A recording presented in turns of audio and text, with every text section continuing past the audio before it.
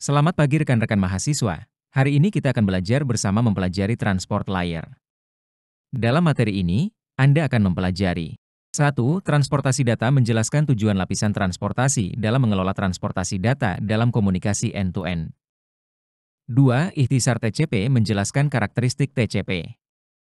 3. Ikhtisar UDP menjelaskan karakteristik UDP. 4. Nomor port menjelaskan bagaimana TCP dan UDP menggunakan nomor port. 5.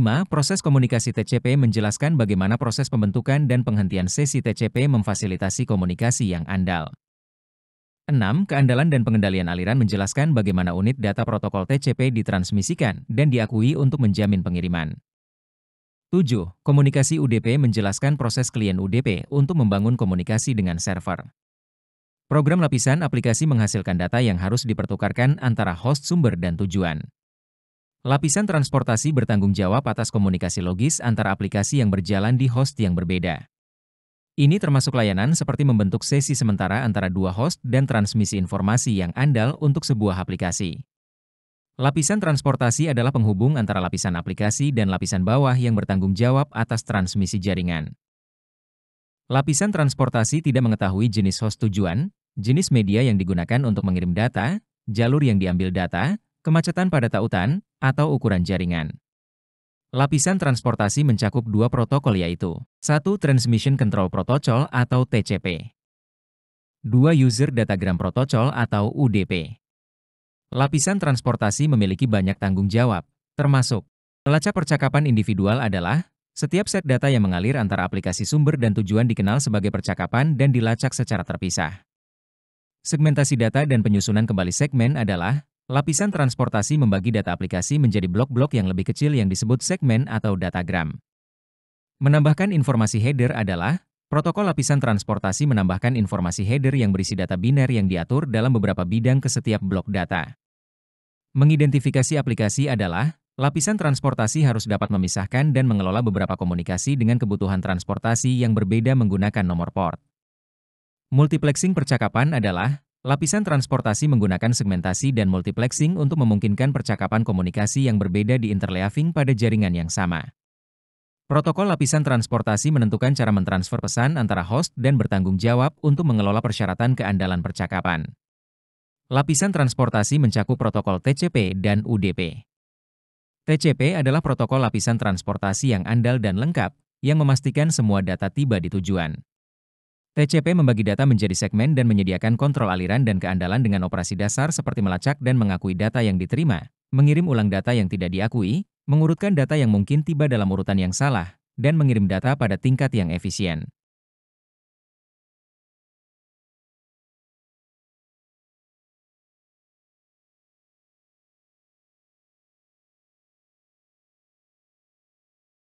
TCP adalah protokol lapisan transportasi yang andal dan lengkap, yang memastikan semua data tiba di tujuan. TCP membagi data menjadi segmen dan menyediakan kontrol aliran dan keandalan dengan operasi dasar seperti melacak dan mengakui data yang diterima, mengirim ulang data yang tidak diakui, mengurutkan data yang mungkin tiba dalam urutan yang salah, dan mengirim data pada tingkat yang efisien. UDP adalah protokol lapisan transportasi yang lebih sederhana daripada TCP. UDP tidak menyediakan keandalan dan kontrol aliran, yang berarti memerlukan lebih sedikit bidang header dan dapat diproses lebih cepat. UDP adalah protokol tanpa koneksi dan dikenal sebagai protokol pengiriman terbaik karena tidak ada pengakuan bahwa data diterima di tujuan.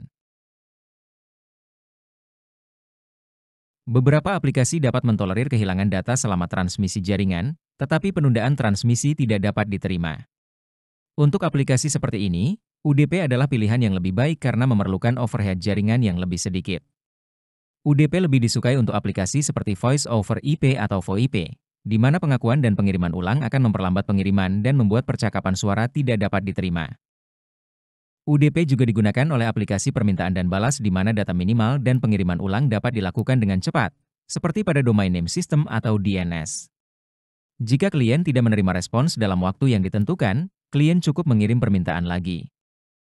Untuk aplikasi lain yang penting agar semua data tiba dan dapat diproses dalam urutan yang benar, TCP digunakan sebagai protokol transportasi. Aplikasi seperti basis data, peramban web, dan klien email memerlukan semua data yang dikirim tiba di tujuan dalam kondisi aslinya.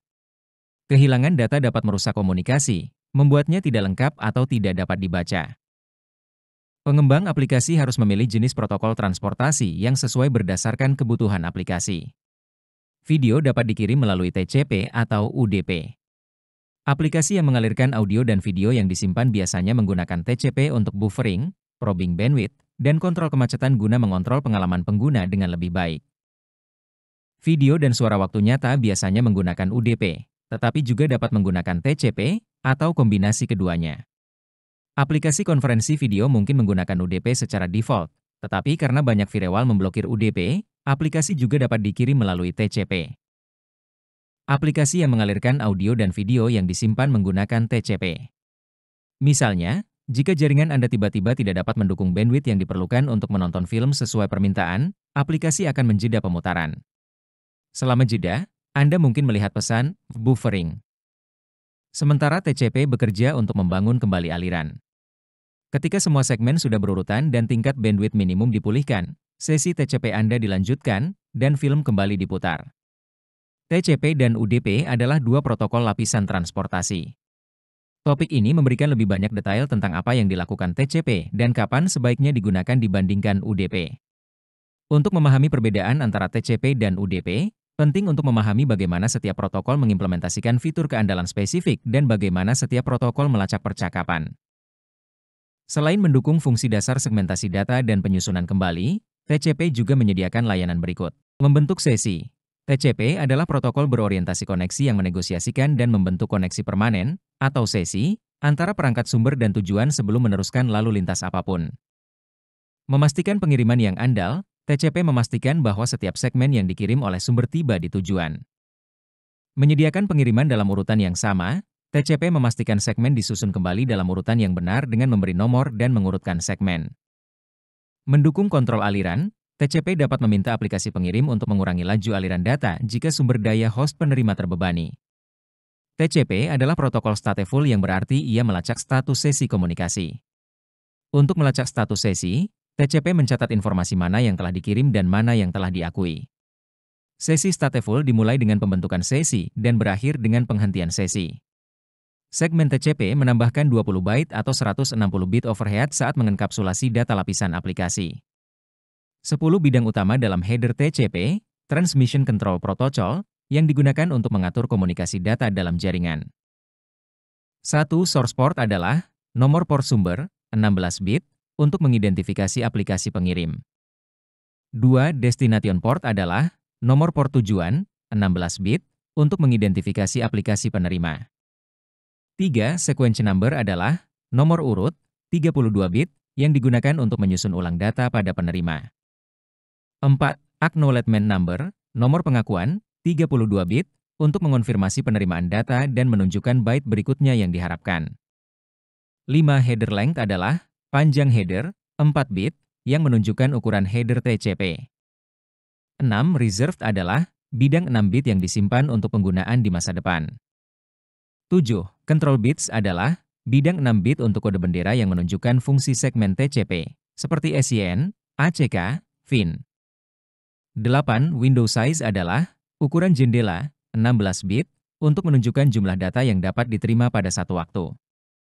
9. Checksum adalah bidang 16 bit untuk memeriksa kesalahan pada header dan data segmen. 10. Urgent adalah bidang 16 bit untuk menunjukkan apakah data bersifat mendesak. Header TCP ini penting untuk memastikan komunikasi data yang andal antara perangkat dalam jaringan.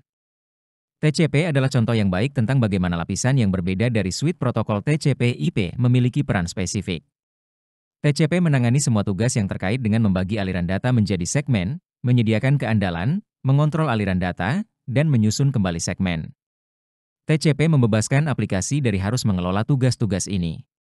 Aplikasi dapat mengirim aliran data ke lapisan transportasi dan menggunakan layanan TCP. UDP adalah protokol transportasi best effort yang ringan dan menawarkan segmentasi data serta penyusunan kembali seperti TCP, tetapi tanpa keandalan dan kontrol aliran TCP. UDP sering dijelaskan dalam hal apa yang tidak dilakukannya dibandingkan dengan TCP. Fitur UDP meliputi, data disusun kembali dalam urutan yang diterima. Segmen yang hilang tidak dikirim ulang. Tidak ada pembentukan sesi. Pengirim tidak diberitahu tentang ketersediaan sumber daya. UDP adalah protokol tanpa status, artinya baik klien maupun server tidak melacak status sesi komunikasi. Jika keandalan diperlukan saat menggunakan UDP sebagai protokol transportasi, itu harus ditangani oleh aplikasi. Salah satu persyaratan terpenting untuk mengirimkan video dan suara langsung melalui jaringan adalah data terus mengalir dengan cepat. Aplikasi video dan suara langsung dapat mentolerir beberapa kehilangan data dengan efek minimal atau tidak terlihat, dan sangat cocok untuk UDP. Blok komunikasi dalam UDP disebut datagram atau segmen. Header UDP jauh lebih sederhana daripada header TCP karena hanya memiliki 4 bidang dan memerlukan 8 byte atau 64 bit. 4 bidang utama dalam header UDP yang digunakan untuk komunikasi data sederhana tanpa koneksi. 1. Source port adalah nomor port sumber, 16 bit, untuk mengidentifikasi aplikasi pengirim. 2. Destination port adalah nomor port tujuan, 16 bit, untuk mengidentifikasi aplikasi penerima. 3. Length adalah panjang total, 16 bit, dari header UDP dan data yang dikirim. 4. Checksum adalah bidang 16 bit untuk memeriksa kesalahan pada header dan data UDP. Header UDP lebih sederhana dibandingkan TCP karena tidak memiliki mekanisme untuk pengurutan atau pengendalian aliran, sehingga lebih ringan dan cepat. Cocok untuk aplikasi yang membutuhkan kecepatan tinggi seperti streaming video atau suara. Ada 3 jenis aplikasi yang paling cocok untuk UDP yaitu 1. Aplikasi video dan multimedia langsung. Aplikasi ini dapat mentolerir beberapa kehilangan data, tetapi memerlukan sedikit atau tidak ada penundaan. Contohnya termasuk VoIP dan streaming video langsung. 2. Aplikasi permintaan dan balasan sederhana. Aplikasi dengan transaksi sederhana di mana host mengirim permintaan dan mungkin atau mungkin tidak menerima balasan. Contohnya termasuk DNS dan DHCP. 3. Aplikasi yang menangani keandalan sendiri, komunikasi satu arah di mana kontrol aliran, deteksi kesalahan, pengakuan, dan pemulihan kesalahan tidak diperlukan atau dapat ditangani oleh aplikasi. Contohnya termasuk SNMP dan TFTP. Meskipun DNS dan SNMP menggunakan UDP secara default, keduanya juga dapat menggunakan TCP. DNS akan menggunakan TCP jika permintaan atau respons DNS lebih dari 512 byte, seperti ketika respons DNS mencakup banyak resolusi nama. Demikian pula, dalam beberapa situasi, administrator jaringan mungkin ingin mengonfigurasi SNMP untuk menggunakan TCP. Baik TCP maupun UDP menggunakan nomor port untuk mengelola beberapa percakapan simultan. Nomor port sumber terkait dengan aplikasi asal di host lokal, sedangkan nomor port tujuan terkait dengan aplikasi tujuan di host jarak jauh. Misalnya, saat host memulai permintaan halaman web, nomor port sumber dihasilkan secara dinamis oleh host untuk mengidentifikasi percakapan secara unik. Nomor port tujuan mengidentifikasi jenis layanan yang diminta dari server web tujuan. Nomor port sumber dan tujuan ditempatkan dalam segmen yang kemudian dienkapsulasi dalam paket IP, kombinasi alamat IP sumber dan nomor port sumber, atau alamat IP tujuan dan nomor port tujuan dikenal sebagai soket. Soket memungkinkan beberapa proses yang berjalan pada klien untuk membedakan diri mereka satu sama lain, dan beberapa koneksi ke proses server untuk dibedakan satu sama lain. Pengelompokan nomor port berdasarkan standar yang ditetapkan oleh IAENA. Nomor port ini digunakan untuk mengidentifikasi aplikasi sumber dan tujuan dalam komunikasi jaringan. 1. Well-known ports, 0 sampai 1023.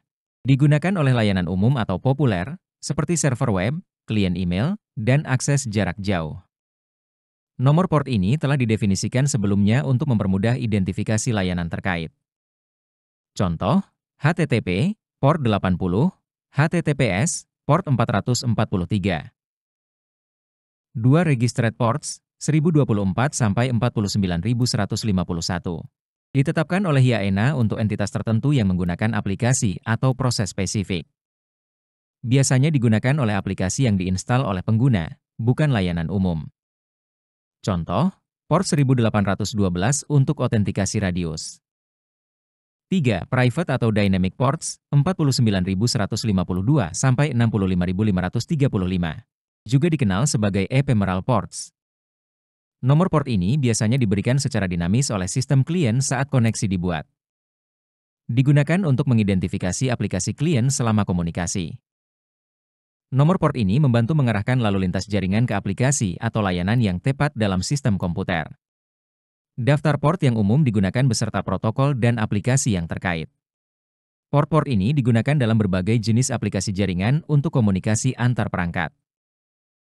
Port 20 dan 21 digunakan untuk komunikasi data dan kontrol dalam protokol File Transfer Protocol atau FTP. Port 22 digunakan untuk Secure Shell atau SSH yang memungkinkan koneksi aman ke server jarak jauh. Port 23 digunakan untuk Telnet, protokol komunikasi yang lebih tua dan tidak aman untuk mengakses perangkat jarak jauh. Port 53 digunakan oleh Domain Name System atau DNS untuk mengonversi nama domain menjadi alamat IP. Port 67 dan 68 digunakan oleh protokol Dynamic Host Configuration Protocol atau DHCP untuk mengonfigurasi alamat IP secara otomatis. Port 110 digunakan untuk Post Office Protocol version 3 atau POP3 yang memungkinkan pengambilan email dari server.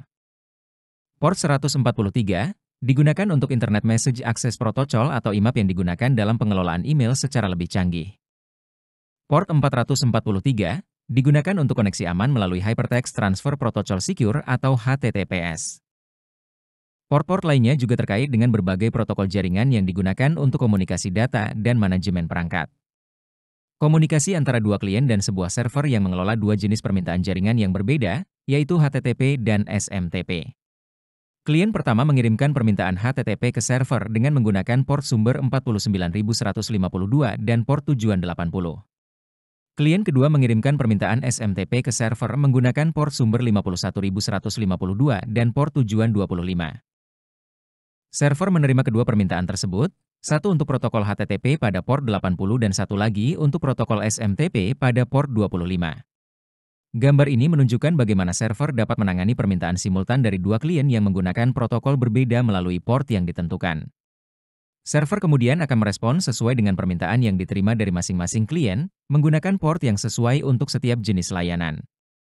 Komunikasi antara dua klien dan satu server yang berinteraksi menggunakan dua protokol berbeda, yaitu HTTP dan SMTP. Klien pertama mengirimkan permintaan HTTP ke server menggunakan port sumber 49152 dan port tujuan 80, yang merupakan port yang dikenal untuk layanan HTTP. Klien kedua mengirimkan permintaan SMTP ke server menggunakan port sumber 51152 dan port tujuan 25, yang merupakan port standar untuk layanan SMTP. Pentingnya menggunakan nomor port yang dikenal, well-known port numbers, sebagai port tujuan. Port 80 untuk HTTP dan port 25 untuk SMTP adalah contoh dari nomor port yang telah ditetapkan secara standar oleh Internet Assigned Numbers Authority atau IANA untuk masing-masing layanan. Penggunaan nomor port yang dikenal ini membantu memastikan bahwa komunikasi antar perangkat dapat berjalan dengan lancar, karena keduanya sepakat untuk menggunakan port yang sudah ditentukan untuk jenis layanan tertentu.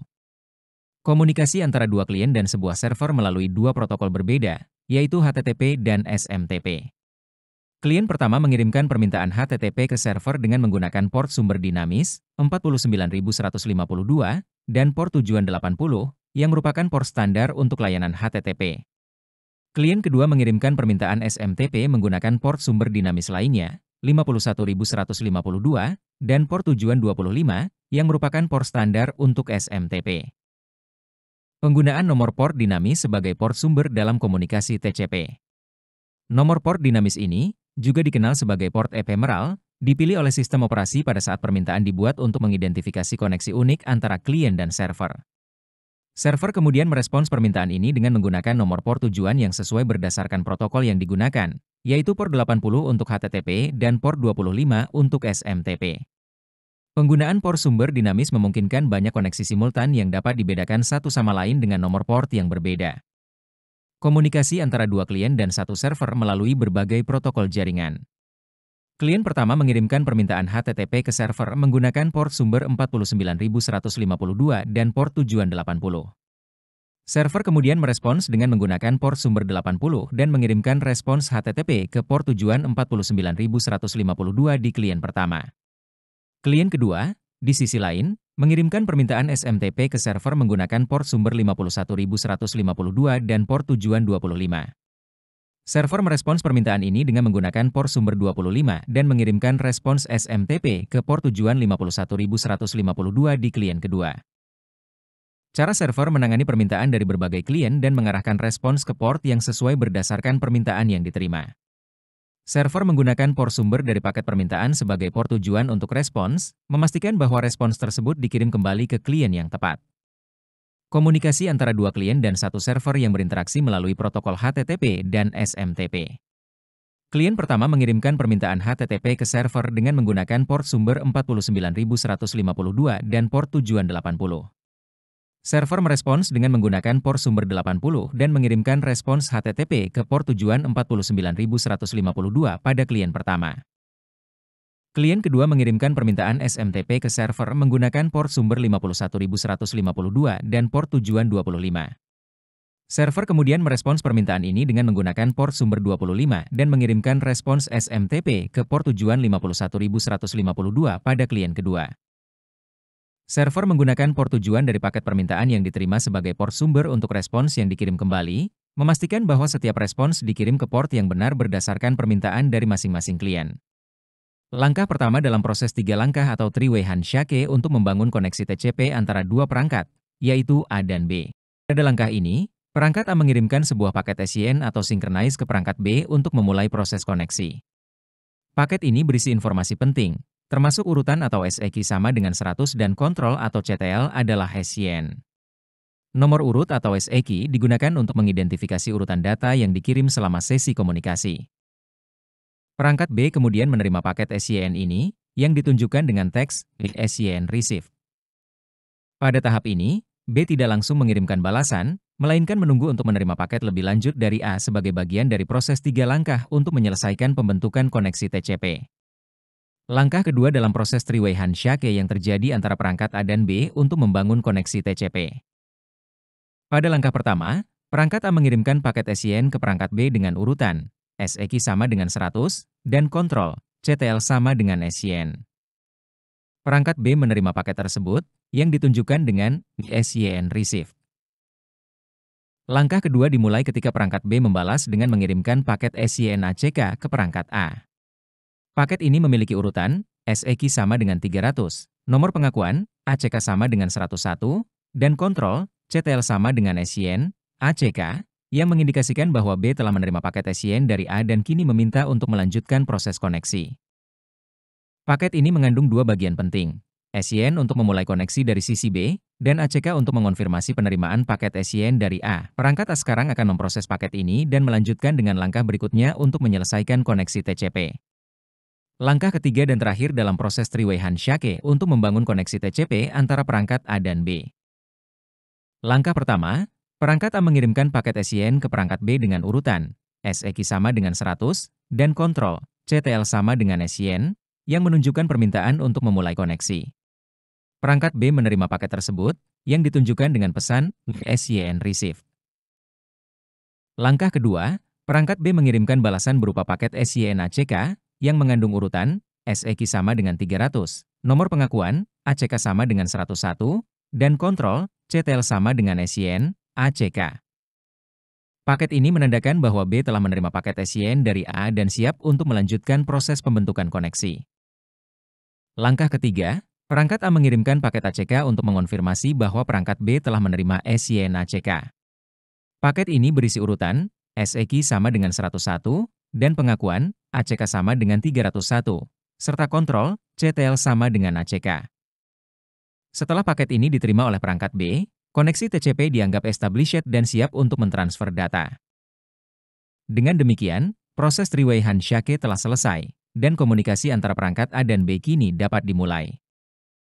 The three-way handshake validates that the destination host is available to communicate. In this example, host A has validated that host B is available. Pada langkah pertama, perangkat A mengirimkan paket FIN atau finish ke perangkat B untuk memulai penutupan koneksi. Paket FIN ini memberitahu perangkat B bahwa perangkat A tidak lagi akan mengirimkan data dan ingin menutup koneksi yang sedang berlangsung. Perangkat B menerima paket FIN dari perangkat A yang ditunjukkan dengan pesan JFIN receive. Pada titik ini, koneksi TCP belum sepenuhnya ditutup karena B masih perlu mengirimkan balasan untuk menyelesaikan proses penutupan koneksi. Ini adalah langkah pertama dari 4 langkah yang diperlukan untuk menutup koneksi TCP dengan benar. Langkah kedua dalam proses three-way handshake untuk membangun koneksi TCP antara perangkat A dan B. Langkah pertama, Perangkat A mengirimkan paket SYN ke perangkat B untuk memulai koneksi. Paket ini mengandung informasi penting, seperti urutan, SEK sama dengan 100, dan kontrol, CTL sama dengan SYN. Pesan ini memberitahu perangkat B bahwa A ingin membuka koneksi TCP. Perangkat B menerima paket SYN ini, yang ditunjukkan dengan SYN Receive. Langkah kedua, setelah menerima paket SYN, perangkat B mengirimkan balasan berupa paket SYN ACK. Paket ini berisi urutan, SEK sama dengan 300, nomor pengakuan, ACK sama dengan 101, dan kontrol, CTL sama dengan SYN, ACK. Ini menandakan bahwa B telah menerima paket SYN dari A dan siap untuk melanjutkan proses koneksi TCP dengan mengirimkan pengakuan, ACK, dan permintaan SYN-nya sendiri. Proses ini merupakan bagian dari negosiasi awal untuk membangun koneksi, dan setelah perangkat A menerima paket SYN ACK, proses three-way handshake akan berlanjut ke langkah berikutnya untuk menyelesaikan pembentukan koneksi. Proses penutupan koneksi TCP antara perangkat A dan B, yang mengikuti langkah-langkah dari protokol four-way handshake.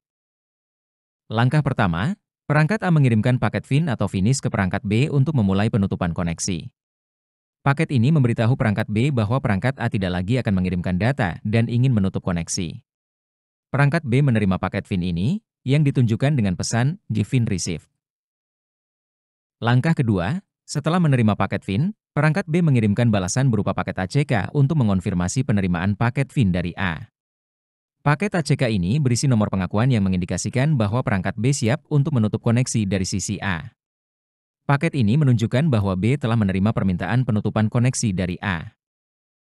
Langkah ketiga, perangkat B kemudian mengirimkan paket FIN untuk memulai penutupan koneksi dari sisi B. Ini memberitahu perangkat A bahwa B juga tidak akan mengirimkan data lagi dan ingin menutup koneksi dari pihaknya.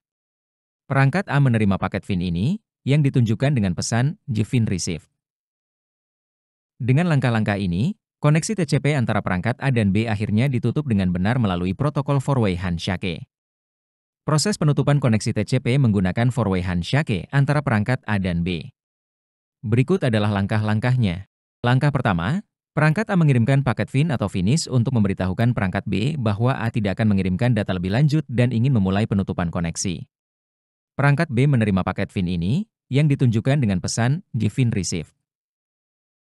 Langkah kedua, setelah menerima paket FIN, perangkat B mengirimkan paket ACK atau acknowledgement untuk mengonfirmasi bahwa perangkat B telah menerima permintaan penutupan koneksi dari A.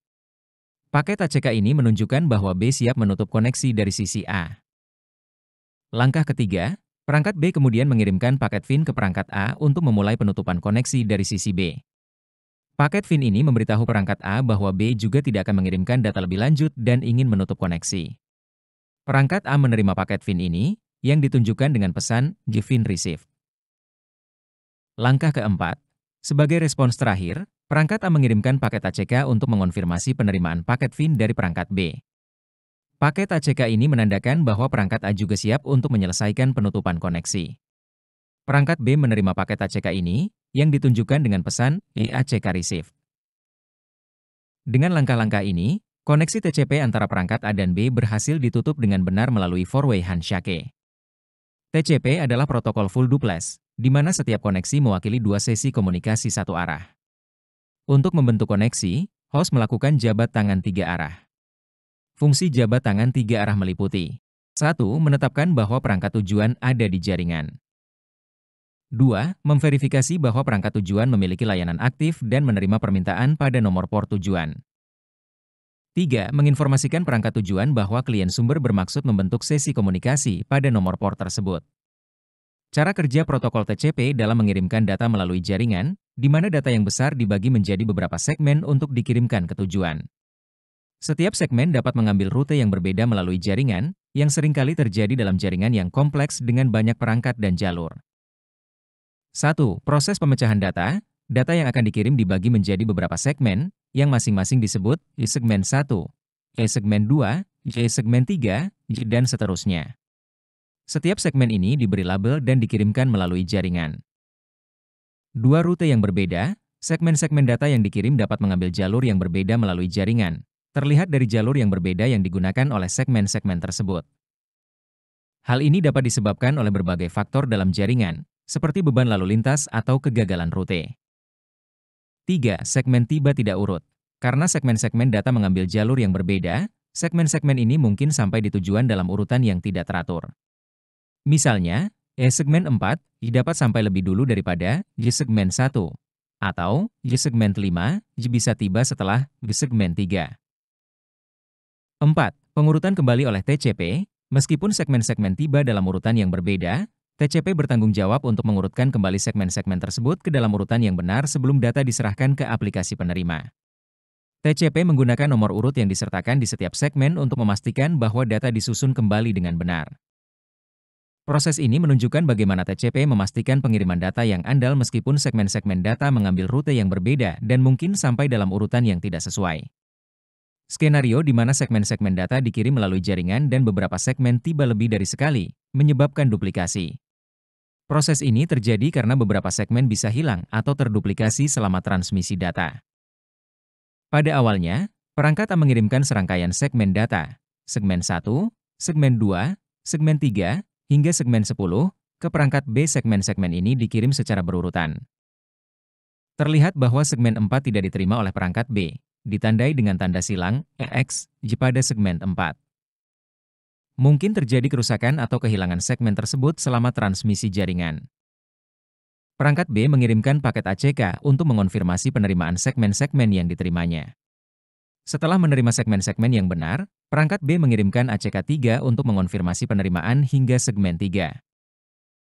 Namun, karena segmen 4 hilang, perangkat B tidak menerima segmen tersebut dan mengirimkan kembali ACK3, yang menandakan bahwa perangkat B belum menerima segmen 4 dan meminta perangkat A untuk mengirim ulang segmen tersebut. Perangkat A kemudian mengirimkan segmen yang telah diterima dengan duplikasi, segmen 4 hingga segmen 10.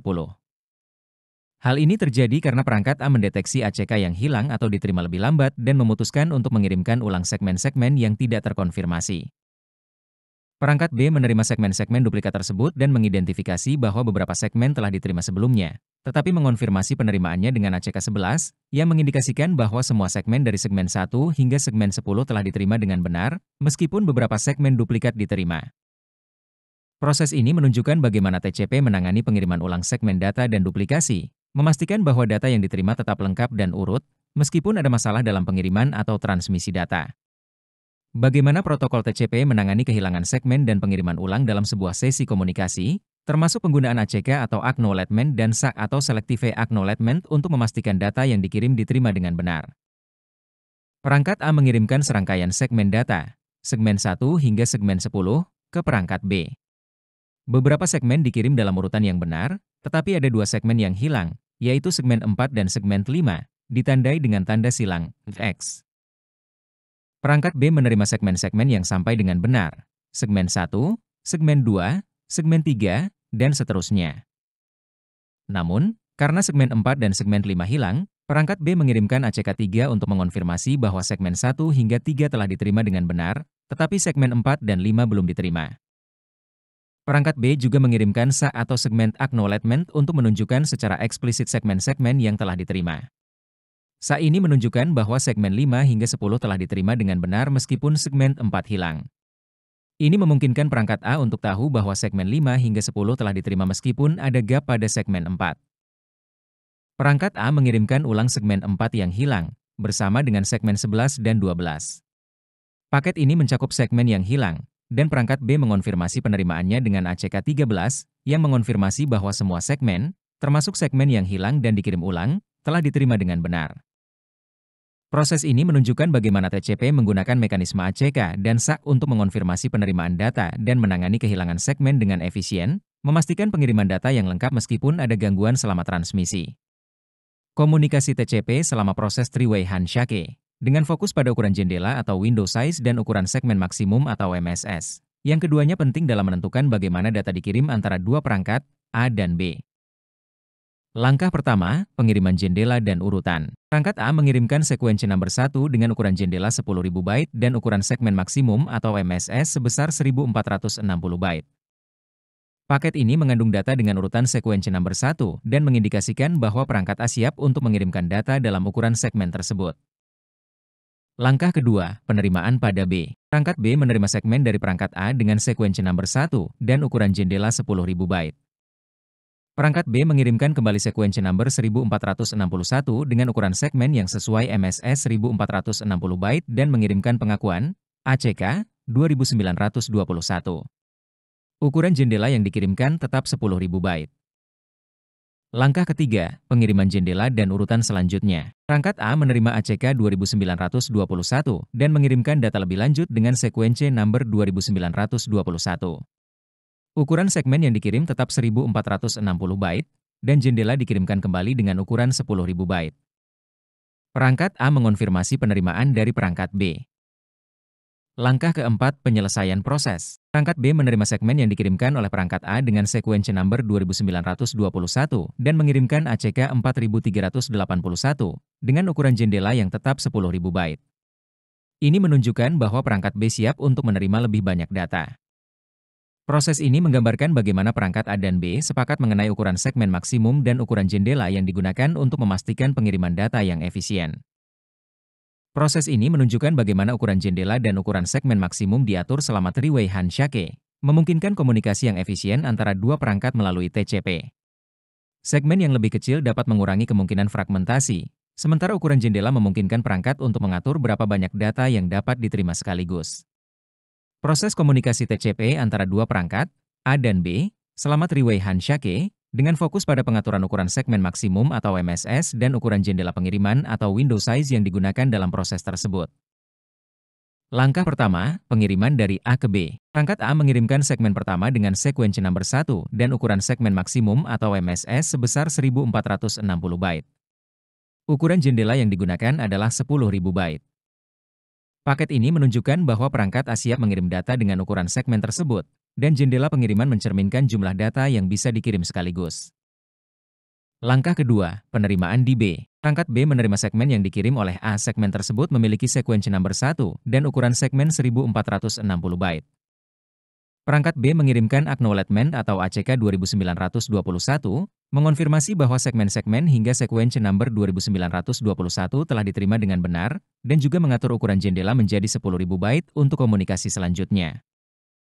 Langkah ketiga, pengiriman lanjutan dari A ke B. Perangkat A melanjutkan dengan mengirimkan segmen berikutnya dengan sequence number 2921 dan ukuran segmen 1460 byte.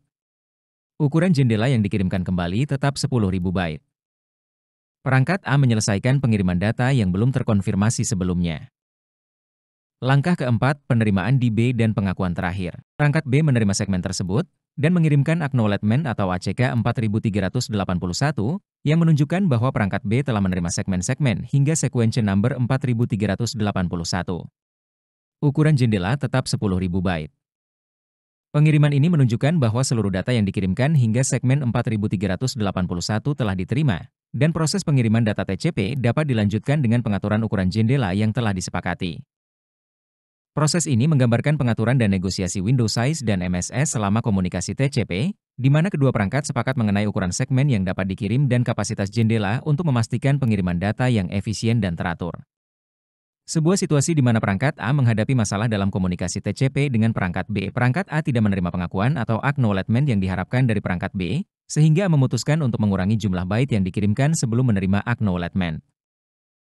Perangkat A mengirimkan serangkaian segmen TCP, segmen 1 hingga segmen 4, ke perangkat B. Namun, segmen-segmen 1 hingga 3 tidak mendapatkan acknowledgement yang diharapkan, ditandai dengan tanda silang X di setiap segmen. Perangkat A, yang tidak menerima acknowledgement untuk segmen-segmen yang telah dikirim, menyadari adanya masalah dalam komunikasi. Pesan yang muncul di atas perangkat A dengan pesan, "I'm not getting the acknowledgements I expect from PCB so I will reduce the number of bits I send before getting an acknowledgement," menunjukkan bahwa A tidak menerima pengakuan yang diharapkan dari perangkat B dan memutuskan untuk mengurangi jumlah data yang dikirimkan sebelum menunggu acknowledgement. Akhirnya, perangkat A menerima acknowledgement untuk segmen TCP2 dari perangkat B, acknowledgement segmen 2. Ini menandakan bahwa perangkat B telah berhasil menerima segmen 2, dan komunikasi TCP dapat dilanjutkan dengan pengaturan ulang jumlah byte yang dikirim oleh A. Dengan mengurangi jumlah byte yang dikirimkan sebelum menerima acknowledgement, perangkat A berharap untuk memperbaiki komunikasi dan memastikan bahwa pengiriman data yang lebih kecil dapat diterima dan diproses dengan benar oleh perangkat B. Proses ini menggambarkan bagaimana TCP mengelola aliran data antara dua perangkat, dan bagaimana pengaturan ukuran segmen dapat disesuaikan untuk meningkatkan efisiensi komunikasi saat terjadi masalah pengakuan. Proses pengiriman data menggunakan UDP, yang berbeda dengan TCP dalam cara mengelola koneksi. Dalam model UDP, pengiriman data dimulai langsung dari pengirim ke penerima tanpa perlu terlebih dahulu membangun koneksi. Data dikirim melalui jaringan yang digambarkan dengan awan menuju penerima. Pada gambar ini, terdapat catatan yang menjelaskan bahwa UDP tidak memerlukan koneksi yang dibangun terlebih dahulu sebelum mengirimkan data. Hal ini berbeda dengan TCP yang memerlukan three-way handshake untuk membangun koneksi sebelum data dapat dikirim. Karena UDP tidak melalui proses koneksi awal, pengiriman data bisa dilakukan lebih cepat. Namun, ini juga berarti bahwa tidak ada jaminan bahwa data yang dikirim akan sampai dengan sukses, dan tidak ada mekanisme pengakuan atau pengurutan segmen. UDP sering digunakan untuk aplikasi yang membutuhkan kecepatan lebih tinggi dan toleransi terhadap kehilangan data, seperti dalam aplikasi streaming video atau suara, serta permainan online, di mana sedikit kehilangan data tidak menjadi masalah besar. Keunggulan dan kekurangan dari UDP, yang memungkinkan pengiriman data cepat tanpa overhead koneksi, meskipun tanpa jaminan pengiriman atau pengurutan data. Bagaimana data yang dikirimkan melalui jaringan dengan menggunakan UDP dapat dipecah menjadi beberapa datagram yang dikirim melalui berbagai jalur dan mungkin tiba dalam urutan yang tidak teratur. Data yang besar dibagi menjadi beberapa datagram. Setiap datagram berisi bagian dari data yang akan dikirimkan ke penerima. Dalam gambar ini, data dibagi menjadi 6 datagram yaitu datagram 1 hingga datagram 6. Karena UDP tidak mengatur rute pengiriman data, datagram-datagram tersebut dapat mengambil jalur yang berbeda melalui jaringan, tergantung pada kondisi lalu lintas dan rute yang tersedia. Setiap datagram mungkin melewati rute yang berbeda menuju penerima. Meskipun datagram-datagram tersebut dikirimkan dalam urutan yang benar, karena mereka mengambil jalur yang berbeda, mereka mungkin tiba di penerima dalam urutan yang tidak teratur. Misalnya, datagram 2 dan datagram 3 mungkin tiba setelah datagram 5 atau datagram 6. Dalam protokol UDP, tidak ada mekanisme untuk mengurutkan kembali datagram yang diterima dalam urutan yang salah. Oleh karena itu, datagram yang tiba dalam urutan yang salah tidak akan diproses dalam urutan yang benar oleh penerima. UDP juga tidak mengirim ulang datagram yang hilang. Jika sebuah datagram hilang dalam perjalanan, penerima hanya akan menerima datagram yang berhasil sampai, dan datagram yang hilang tidak akan dikirim ulang. Ini membuat UDP lebih cepat, tetapi juga kurang dapat diandalkan dibandingkan dengan TCP. Kelebihan dan kekurangan menggunakan UDP, yaitu kecepatan pengiriman data tanpa pengurutan atau pengiriman ulang, yang cocok untuk aplikasi yang membutuhkan kecepatan tinggi tetapi dapat mentolerir kehilangan data atau urutan yang salah, seperti streaming atau permainan online. Kesimpulan untuk materi hari ini. Lapisan transport. Lapisan ini bertanggung jawab untuk komunikasi logis antara aplikasi yang berjalan di host yang berbeda. Protokol yang digunakan di lapisan ini adalah TCP dan UDP. TCP menyediakan keandalan dan kontrol aliran dengan memeriksa pengakuan data, retransmisi data yang hilang, dan urutan data yang benar. TCP membangun koneksi antara pengirim dan penerima sebelum pengiriman dimulai. UDP adalah protokol tanpa koneksi dan tidak menyediakan keandalan atau kontrol aliran. UDP cocok untuk aplikasi yang membutuhkan pengiriman cepat dan tidak memerlukan pengakuan, seperti VoIP.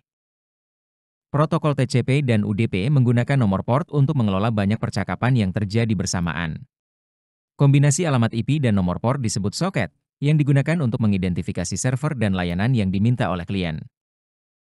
TCP memberikan urutan pada segmen yang dikirimkan untuk memastikan bahwa data sampai dalam urutan yang benar. TCP menggunakan ukuran jendela untuk menentukan jumlah data yang bisa diterima perangkat penerima. UDP tidak membangun koneksi dan tidak melakukan pengurutan segmen. Protokol ini lebih ringan, dengan header yang lebih sederhana, dan lebih cocok untuk aplikasi yang tidak memerlukan keandalan pengiriman seperti VoIP dan aplikasi permintaan jawaban sederhana. Sekian penjelasan materi hari ini, terima kasih dan jangan lupa like, comment, and subscribe untuk mendapatkan materi terbaru dari kami.